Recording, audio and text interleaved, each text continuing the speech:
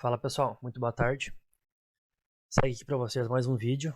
Vamos falar um pouco hoje sobre padrões de entrada para day trade, principalmente para operações em índice futuro, dólar futuro e ações.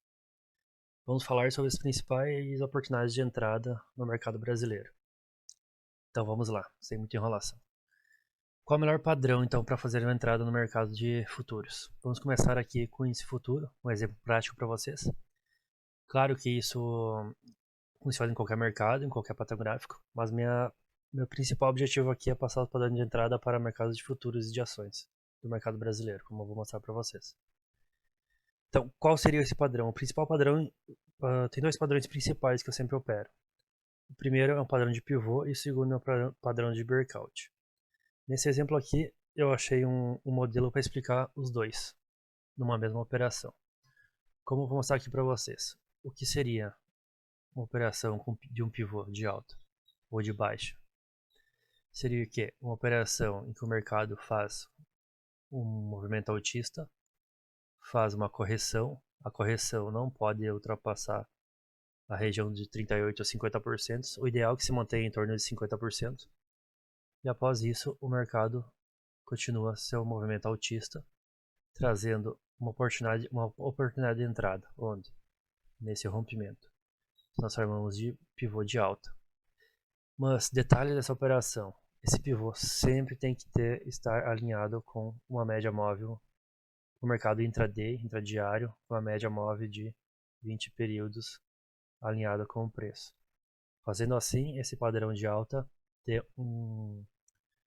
uma probabilidade de acerto muito grande de atingir seus alvos.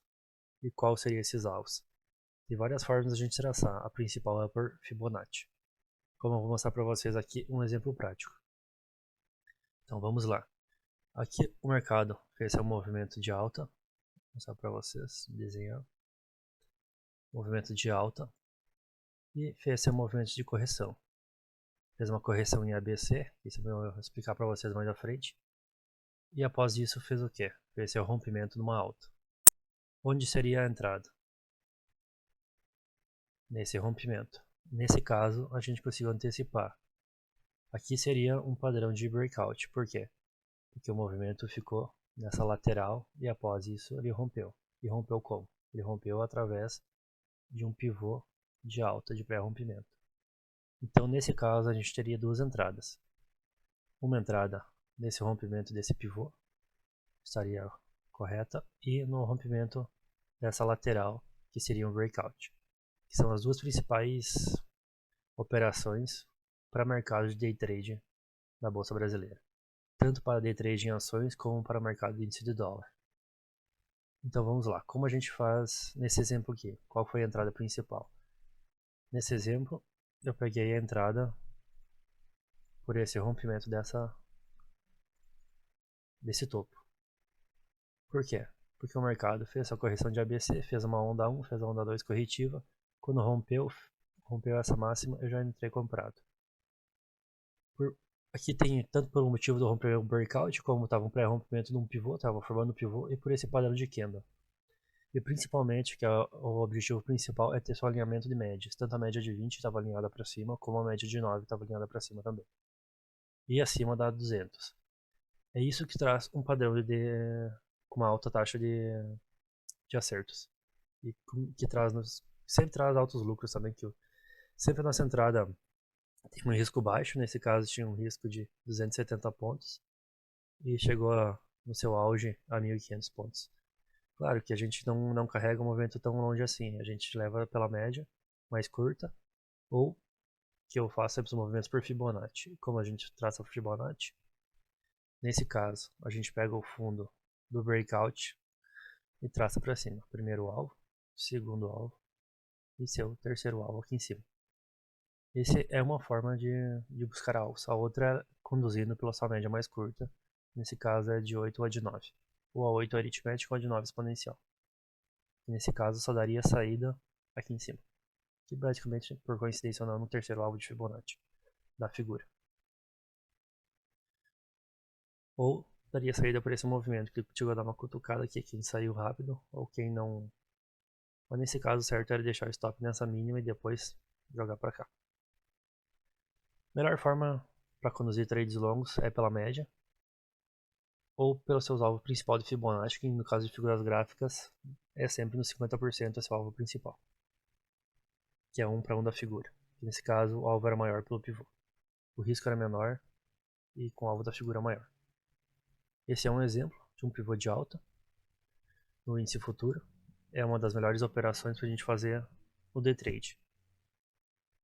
Deixa eu achar outro exemplo para vocês. Vamos para o dólar, para achar um ativo diferente. Vamos buscar um pivô mais claro aqui para vocês. Aqui tem um exemplo mais claro.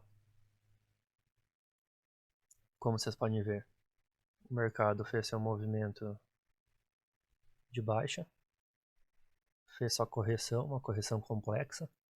Dá para chamar isso aqui como breakout ou um triângulo descendente.